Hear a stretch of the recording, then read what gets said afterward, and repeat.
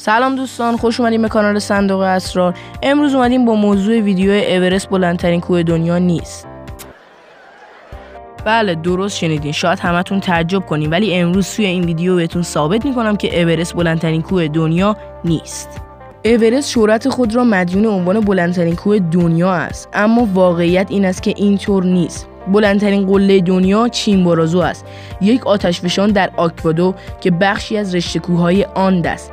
این قله دورترین نقطه از مرکز زمین است و بنابراین بلندترین نقطه محسوب می شود. قله چیمبورازو 6248 متر بالاتر از سطح دریا قرار دارد که 2600 متر کوتاه‌تر از اورست است. اما اگر اندازه‌گیری را از مرکز زمین انجام دهیم همه چیز تغییر می کند. اساساً از اونجایی که زمین تخت نیست، در محل خط استوا کمی برآمده تر و در نزدیکی قطب‌ها تخت‌تر است. این بدین معنی است که کوههای نزدیک استوا از کوههای سایر نقاط مرتفع‌تر هستند و بر حسب اتفاق چیمبورازو بر روی خط استوا قرار دارد، در حالی که اورست در 28 درجه شمالی واقع شده است.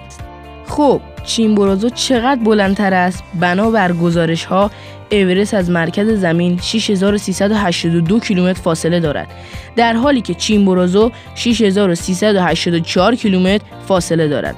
با وجودی که اختلاف بین آنها بسیار ناچیز است، اما همین تفاوت ناچیز هم عنوان بلندترین قله را به چیمبورازو منتقل می کند. اما چه چیزی باعث می شود اورست همچنان به عنوان بلندترین قله شناخته شود؟